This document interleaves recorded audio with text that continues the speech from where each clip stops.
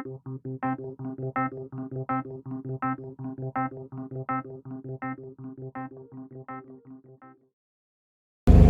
Partai Buruh disuarakan 3 hal. Satu, menolak Perpu Omnibus Law Cipta Kerja atau rancangan undang-undang Cipta Kerja yang akan dibahas di DPR RI. Tadi saya sudah sampaikan ada 9 isu: upah minimum, outsourcing, kontrak, pesangon, PHK, kemudian juga pengaturan jam kerja, pengaturan cuti. Yang ke-8 adalah tentang tenaga kerja asing, dan yang ke-9 adalah sanksi pidana.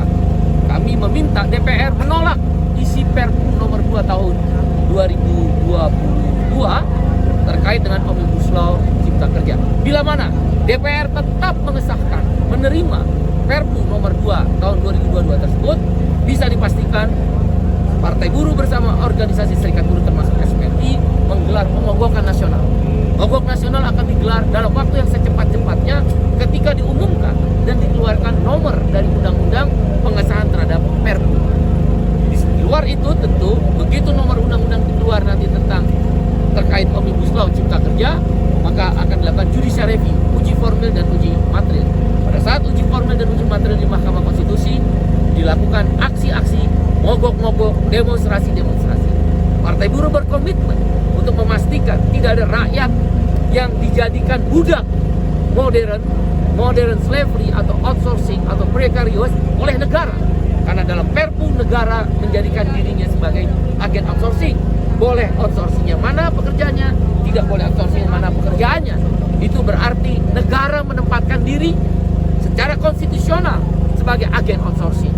Partai Buruh akan mengorganisir pemogokan, dan itu juga bagi kaum tani, mereka dirasakan ada 3 hal. Satu, bank tanah yang mengakibatkan korporasi mudah mengambil tanah rakyat. Yang kedua, ketika masa panen pada undang-undang yang lama nomor 19 tahun 2013 itu tidak boleh mengimpor beras, daging, garam dan lain sebagainya. Tapi di Perpu, di Omnibus Law boleh. Daripada saat panen ada impor beras, impor daging, impor garam dan lain sebagainya. Sanksi juga dihapuskan. Pemogokan besar-besaran akan dilakukan oleh Partai Buruh melawan Omnibus Law Cipta Kerja, baik dalam bentuk Perpu maupun yang rencananya akan disahkan dalam undang-undang. Mosi tidak percaya kepada DPR akan terus dikembangkan.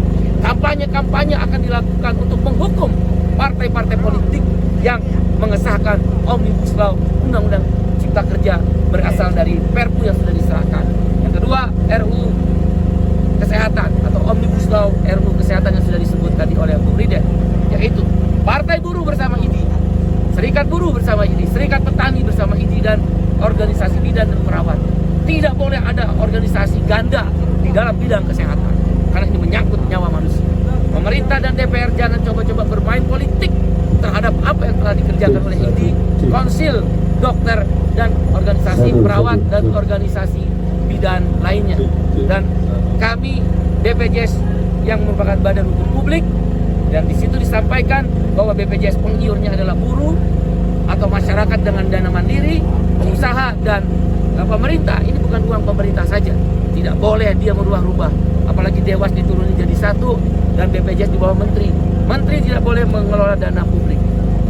RUU Kesehatan ditambah dengan RUU Omnibus Law Cipta Kerja atau Perpunya. Ini adalah pokok pangkal akan melakukan pemogokan secara nasional terus-menerus dan besar-besaran. Sampai kapan? Sampai menang. Sampai dengan pemilu. Kita hukum partai politik yang selama ini selalu merugikan rakyat. Mosi tidak percaya terhadap partai politik yang ada di parlemen. Dan yang terakhir, sahkan RUU PPRT. 17 tahun sudah pekerja rumah tangga tanpa perlindungan, disiksa, diperkosa, tidak dibayar upahnya, jam kerja yang berlebihan. Mereka tidak mau mengesahkan di parlemen ini. Maka kami datang ke DPR, karena sebelumnya sudah datang ke istana.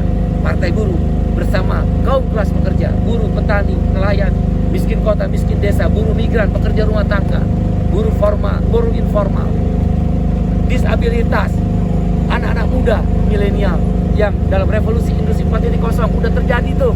CDID, Shopee, semua PHK seenaknya. Tahukah masa depan kamu sebagai milenial dan Gen Z terancam? Mana dibayar pesangon? PHK seenaknya. Mana negara hadir? Masa depanmu terancam. Maka Partai Buruh bersama akan melindungi pekerja-pekerja digital ekonomi. Demikian, terima kasih. Sampai jumpa kawan-kawan.